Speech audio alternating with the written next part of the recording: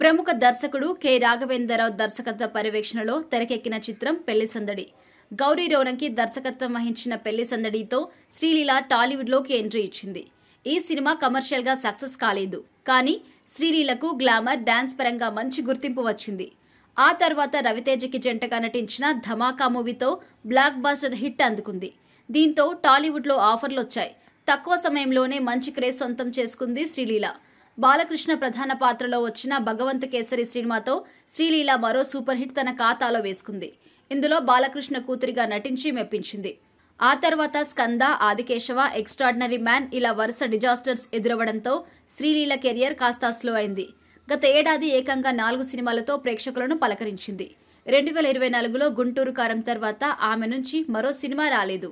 ఇక వరుసగా పరాజయాలు వెంటాడడంతో శ్రీలీల ఆచితూచి అడుగులు వేస్తున్నట్టుగా తెలుస్తోంది. ప్రస్తుతం ఆమె చేతిలో 4 క్రేజీ ప్రాజెక్టులు ఉన్నాయి.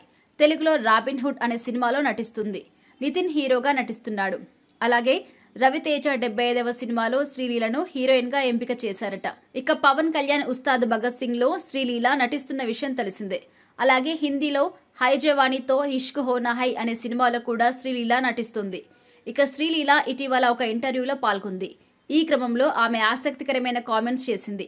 తాను హీరోయిన్ అవుతాను అంటే కుటుంబ సభ్యులు ఒప్పుకోలేదట. అప్పుడు తన తాతయ్య అండగా నిలిచారట. శ్రీలీల హీరోయిన్ కావడానికి ఆయనే కారణమట. ఖాళీ సమయం దొరికితే శ్రీలీల చదువులో మునిగిపోతుందట. శ్రీలీల మెడిసిన్ చదువుతున్న సంగతి తెలిసిందే. తన ఫ్యామిలీలో చాలా మంది డాక్టర్లు ఉన్నారట. ఇక జూనియర్ ఎన్టీఆర్ బావమరిది నార్ని నితిన్ నటించిన లేటెస్ట్ మూవీ ఐ ఆగస్టు 15న ప్రేక్షకుల ముందుకు వచ్చింది.